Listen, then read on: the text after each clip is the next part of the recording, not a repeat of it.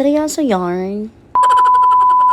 Hello mga miss, so share ko na sa inyo yung the making ng ating cake entry sa Cake Fiesta Manila 2023, which is ang sinilihan kong category is hyper realistic, and ito naman hindi ko talaga inakala na makakakuha pa tayo ng brands kasi wala talaga akong preparation time.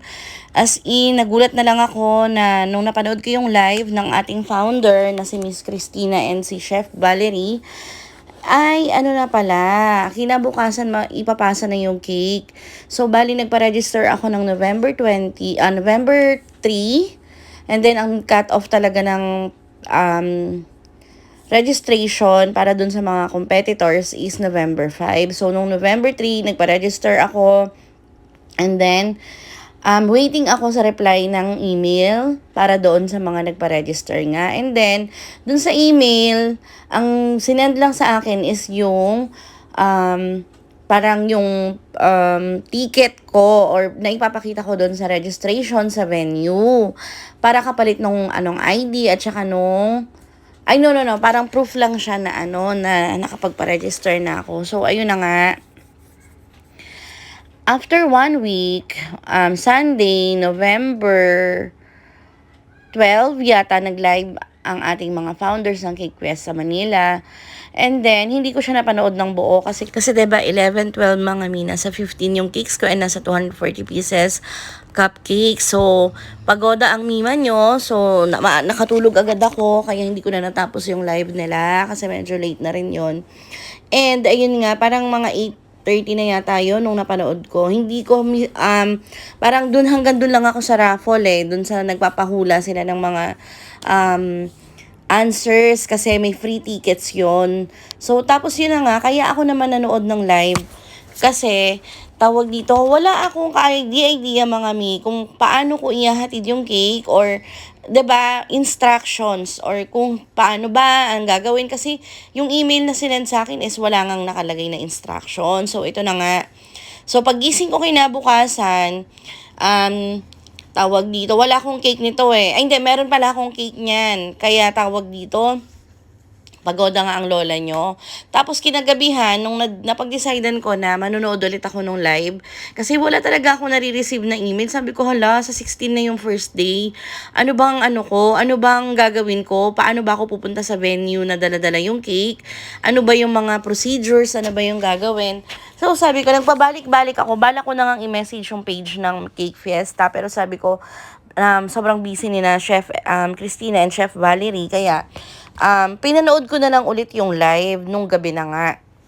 And ito na. Nung pinanood ko na yung live, tinapos ko siya, in advance ko na nga kasi gusto ko nang kasi mga mi, frequently asked questions, lalo na dun sa mga competitor. So, para sa delivery time nga daw ng cake and delivery date. So, ayun na nga mga mi, 13 na to Monday night. So, sabi nga ni Chef Valerie at saka ni Chef Christina dun sa dulo ng video, i-email daw nila yung mga competitors para sa instructions and guidelines ng cake delivery on November 15. So, nagulat ako mga mi. Sabi ko, bakit November 15 and November 16 pa yung first day ng Cake Fiesta? So, nataranta ako, hinanap ko yung email sa inbox. Wala. Tapos, sabi ko, hala, bakit wala akong email? Sabi ko, kaya pala wala akong kamuwang-muwang kung anong gagawin kasi wala akong email. Yun pala, nag-check ako sa spam. Nung nakita ko sa spam yung from Cake Fiesta Manila, nataranta ako mga mi kasi nakita ko 1 to 6 p.m. lang ng November 15, pwedeng dalhin yung cake. And kapag mas late pa sa 6 p.m., i-disregard na nila or hindi na nila tatanggapin yung cake entry mo. Nataranta talaga ako mga mi kasi wala pa akong cake. Hindi ko pa na-bake kasi nga alam ko, 16 pa yung first day. So, malay ko ba na idadalhin pala ng 15, advance pala. Dahil wala nga akong ka-idea, wala akong kakilala na sumasali dito So, ayun na. So, gabi to, hindi ko na kayang mag-bake pa that night kasi nga pagoda ang mima nyo, 'di ba? Weekends, tapos Monday may cake ako. 14, may cake din ako ng 14 kinabukasan. Yung mga na-bake kong cake, nag-advance bake na ako ng Sunday night ba yon or Saturday night ng cake for Tuesday. So after, ito na, di sabi ko, paano ko nito? Sabi ko, bukas na lang yung ano ko, yung, kasi nga Monday, di ba, sabi ko, bukas ko gagawin tong cake ko, sabi ko. So after ko mag-icing ng 14 dun sa cake order natin, nagdali-dali ako mag-bake ng cake. So, wala akong ka-idea kung anong gagawin kong cake. Kasi nga, ano na to kasi namili pa ako ng mga kailangan ko, mga mi. Tawag dito. So, nakapag-bake ako ng cake entry ko, gabi pa. Kasi ang dami ko pang inasikaso nung 14 ng hapon and ng umaga. Dahil nga may cake order tayo. Pagkatapos, nag-order pa ako ng mga kailangan ko kasi wala akong fondant. So, gagawa pa ako from scratch. Tas cake boards. Tapos, sabi ko, mukhang hindi ko nakakayanin gawin yung vegetable basket. Kasi nga, sa basket pa lang, it will take siguro kulang-kulang isang araw na para doon sa ratan. Kasi, yun talaga yung pinaka gusto ko mga mi kasi masyadong detalyado yung basket na yun and matagal gawin. Dahil 'di ba nakikita niyo yung mga basket para siyang tinirintas or basta kung paano niyo na-imagine yung rattan basket, yun yung gusto ko, yung pinaka-pino. So sabi ko, imposibleng magawa ko yun kasi sa gulay pa lang, sa sibuyas pa lang, kailangan ko ng wafer paper, kailangan ko ng tawag dito ng mga paint, ng mga watercolor, I mean ng mga food color na mga colors na wala ako. So sabi ko, anong gagawin ko? So gabi na, na-bake ko na yung cake ko. 14 na to mga mi, wala pa akong ka-idea kung anong gagawin ko. Tapos, tawag dito, nung na-bake ko na, dahil sa sobrang pagod ko mga mi, nakatulog. Late na rin ako nakatulog dito, kaka-brainstorm kung anong cake entry ang gagawin ko kasi imposible na yung naiisip kong vegetable basket. So, nag-search na naman ako sa Pinterest from 10 p.m. hanggang 1 a.m. yata ako nag-brainstorm or 2 a.m. 10 p.m. to 2 a.m. nga. Kasi tawag dito, nung una, sabi ko nga vegetable basket, sabi ko imposible na. And then, sabi ko, mukhang mauuwi ako sa charcuterie board kasi sa lahat ng nakita ko, yun na yung pinakasimple mga mina, madaming details. Pero, hindi siya imposibleng gawin sa allotted time ko kung mag-i-start ako ng 4 a.m. hanggang ang ano ko lang talaga mga mi, ang taning ko lang sa sarili ko ng November 15 is until 10 a.m. lang, 11 a.m. aalis na kami para ihatid yung cake. Ang una ko pa palang naisip talagang gawin is sisig mga mi, sisig cake na may kalamansi. Buong kalamansi, buong sibuyas, buong sili. Pero sabi ko nga, masyadong masinsin, masyadong madetalye. Hindi na naman natuloy si sisig cake. Wala, so natulog ako ng 2 a.m. Wala akong final decision kung anong cake yung gagawin ko. As in, medyo nawawalan na ako ng kumpiyansa kasi hindi ko na talaga alam. Wala akong idea anong gagawin ko. Kasi nga, nataranta ako din, wala na akong time. So, eto na, nag-set ako ng 3:30 a.m. or tsaka hanggang 4 a.m. na alarm. Pero sa sobrang pagod ko mga mi, alam nyo ba, nagising ako ng 6:30 a.m. So sabi ko, paano ko i-start yung cake ko? Nagpray ako, sabi ko, Lord, kayo na pong bahala, hawakan nyo yung kamay ko.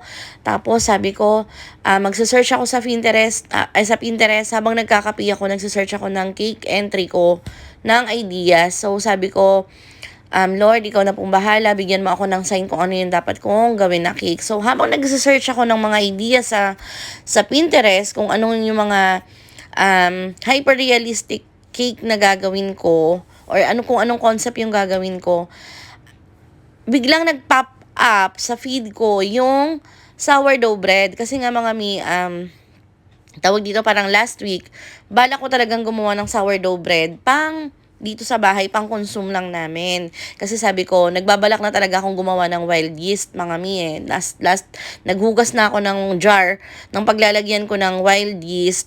Tapos, bala kong gumawa ng sourdough bread. So, ayun na nga, nag-pop up sa screen ko or sa feed ko yung sourdough bread. And biglang may umilaw sa alam mo yung literal na parang nagkaroon ka ng idea kung ano yung gagawin mong piece or anong entry yung gagawin ko. So, ayun, pag-tap ko dun sa sourdough bread, nag-scroll pa ako kasi masyadong simple yung sourdough bread lang. So, kailangan ko ng board kasi nga ang na-bake kong cake mga mi is square at saka isang 6 inches, 7 inches square na cake yung na-bake ko at saka 6 by 3 na cake. So, sabi ko, kasi nga bala ko talaga mga mi is yung diba, is yung basket at saka tawag dito, na-finalize ko na tawag dito, charcuterie board, tapos basket. Sabi ko, so ayun lang, sa alin sa dalawa lang yung gagawin ko. So, nung nag-search na nga ako, yan, nakita ko yung sourdough bread, nakita ko medyo complex yung ibang nakita kong design kasi nga yung mga, alam niyo yung sourdough bread kapag bago iluto, may mga design sa ibabaw. So, sabi ko, masyadong madali yon, and hanap pa ako hanggang sa nakita ko tong sourdough bread na may cheesecloth, nakapatong sa cheesecloth na nasa ibabaw ng wooden box. So, sabi ko, imposibleng kakayanin ko to kasi sobrang puti nung, kung nakikita nyo sa background mga may nakasipit, ayan yung pinagkokopyahan ko. Kung makikita nyo naman sobrang puti nung cheesecloth, which is imposibleng magaya ko sa fondant ko kasi nga, sa fondant, kasi parang may discoloration yung fondant ko. Medyo yellowish siya nung natapos kong gawin. So, ang ginawa ko, nilagyan ko na lang siya ng konting violet para mas mapuputi ko pa siya. Tapos, kung nakita nyo kanina, gumamit ako ng strainer. Yun yung ginawa kong texture ng cheesecloth kasi wala talaga akong ibang pwedeng gamitin. Wala akong impression mat na pang ganito eh. So, ang ginamit ko is yung strainer, yung pinakapinong strainer. Tapos, meron siyang sira sa gilid mga mi, which is naging advantage ko pa kasi itong cheesecloth na design nung ginagaya kong picture is may mga fabric na alam mo yung mga himulmol mga mi, yung mga sinulid na parang natastas na siya. So, yun yung ginamit ko. Tawag dito, doon ko pinattern yung ating fondant na sobrang nipis, tapos binakat-bakat ko nga, nakita nyo kanina, 'di ba mga mi, binakat-bakat ko siya sa strainer, tapos yung sira ng strainer sa gilid, yun din yung pinagbakatan ko dun sa mga gilid ng fondant, tapos yan ginamit ko yung tools ko na yan for clay, pinang ko lang siya, shred ko siya dun sa mga fondant. So sabi ko, kasi yung criteria, yung nabasa kong criteria ng pagja-judge ng entry natin is tawag dito, sa techniques na ginamit, tapos, dun sila magbabase kung gaano kahirap yung technique na ginamit mo. So, sabi ko, ginagawa ko na lang to for dito, pang entry na lang, tapos sabi ko, for fun na lang para sa akin to mga mi, hindi po ako nag-expect ng kahit na na mananalo ako or what, wala talaga, kasi, tawag dito, basta wag mo lang magmukhang kahiya-hiya yung cake ko kapag dinala ko doon. Kasi ang gusto ko talaga lang mga mi is yung exposure, yung experience, at lalo na mapanood yung mga demos. Kasi para magkaroon naman din tayo ng mga ideas, 'di ba mga mi, kung paano gumawa ng mga ganitong klaseng cake, tinapay, mga sugar model, ganyan, yung mga ganon. Hanggang sa eto na mga mi. So, 7:30 na nga ako nakapag-start ngayon kasi, di ba nga naghanap pa ako ng idea. So, naubos pa yung 30 minutes ko. So, nag-start na ako 7:30 and dali-dali na ako. Sabi ko, ito na, final na to. And, sabi ko nga, ayun na lang yung yun na lang yung gagawin kong pinaka-detalye ng cake ko is yung, ayan, dito ako natagalan mga mi. Sa cloth na to, siguro inabot ako ng 1 oras dyan. Ang haba na lang ng pinutol ko dito sa video kasi nga sobrang hirap niyang gayahin. Sa kulay pa lang nawawalan na ako ng pag-asa. Sabi ko, sige na nga, hayaan mo na kung ano yung matapos ko. Ito na to, basta kahit papano, sabi ko, magmukha siyang realistic, kahit hindi na hyper-realistic, kahit konting realistic na lang. And alam ko napakalayo na ng itsura niya dun sa pinaggagayahan ko. Kasi yung cake ko pa, hindi ko mawari kung bakit hindi siya nag-flat dun sa top. Pero yung kapal naman ng board, yung kapal ng fondant, or pinakakapal ng box, nakuha naman natin siya. Tapos, gumamit lang ako niyang mga scraping tools at saka nitong tools na to. Ayan na nga, ginakikita nyo, 'di ba? So, ayun. So, sa pagpipaint pa lang mga mi, wala akong background, 'di ba? So, pinag-aralan lang natin ang color wheel, syempre, and color combination. So, ayun nga, para naman makakuha tayo ng kahit konti lang na kulay na gusto natin. So, ayan na nga. Ano na to mga mi, mga 11 na to. Dito, kasi natagalan nga ako dun sa cloth, diba? Tapos yung yung wood effect pa nung yan, ng board natin. Hindi lang rin basta-basta yan. Kasi hindi ako nakontento dun sa kulay kanina, na which is dapat pala hindi ko na pinagka-dark yung color kasi medyo pale lang yung kulay ng ating pinagkokopyahan. Tapos dito na tayo sa bread.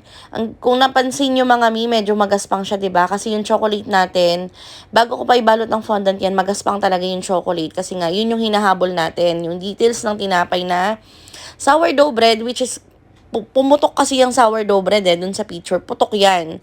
Tapos, magaspang yung ibabaw niya. Syempre, diba, medyo matigas ang rough yung sourdough bread So, yun yung medyo sabi ko na medyo nawawalan ako ng pag-asa. Kasi nga madaling-madali na ako. Dapat ang time ko lang is hanggang 10 a.m. para 11 alis na kami. Pero 11 a.m. na to, natapos ako dyan. Sa tinapay is mga 12:30 na. So, nagligpit pa ako, naligo pa ako, nag-prepare pa kami. Nakaalis kami dito sa bahay ng 1:20 or 1:15. Parang mga ganon, hinatid na kami ng father ko sa terminal. Kung napapansin nyo dyan, konti lang yung cornstarch niya. Kasi nga, yan lang naman talaga yung balak ko na parang konting-konting effect lang ng cornstarch. And then, nakakatuwa lang kasi pagdating namin sa terminal, yung mga tao, akala nila cake talaga akala nila tinapay talaga yung dala ko. So, sabi ng konduktor, ma'am, saan nyo dadalhin yung tinapay? Kay Boss Toyo ba? Parang vintage daw yung kahon. Sabi nilang ganon.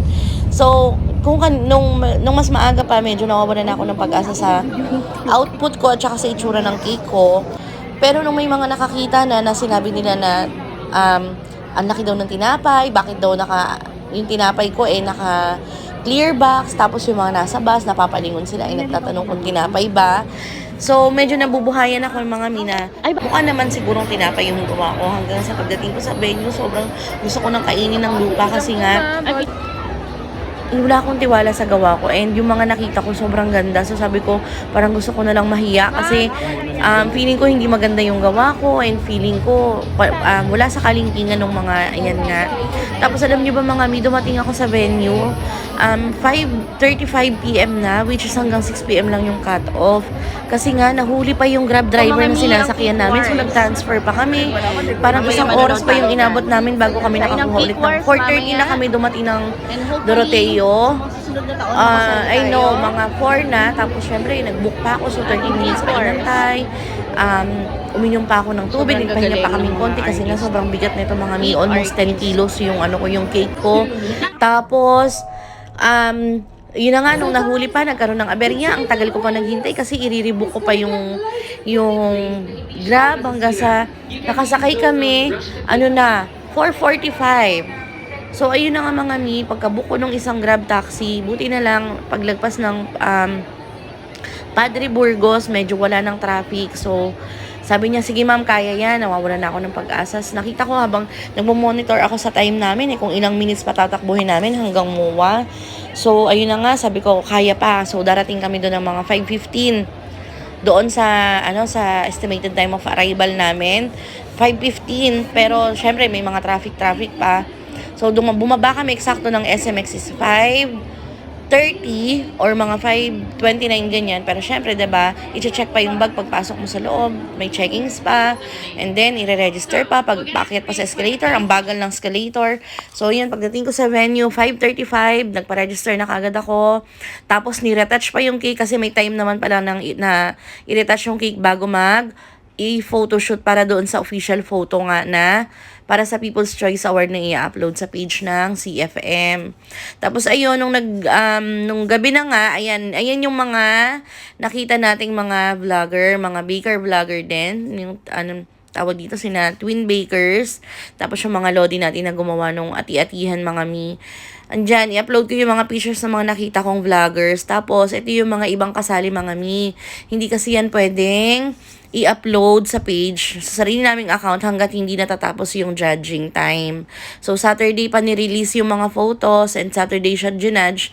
Nakabalik nga tayo mga mi, kasi first day umattend ako. Ayan, si Chef Madeline, yung gumawa nung ati-atihan. Si Chef Zoe, ayan, napakabait nila. So, ayun nga mga mi, first day lang ako naka-attend kasi meron akong cake orders ng 17 to 19. So, pagka Sunday, gumawa pa ako ng 6 na cake, nagtapos tayo niyan. So, kaya nga, bumalik lang ako kasi hindi naman ako nag-expect ng award mga mi. Syempre, gusto ko na lang din kunin yung cake kasi nga, ibibigay ko siya dun sa mga in-laws ko na nakatakda namang dalhin namin ng Sunday. So, ayun mga mi, upload ko yung part 2 nito and continuation sa bukas. Yan. Maraming salamat sa panonood mga mi.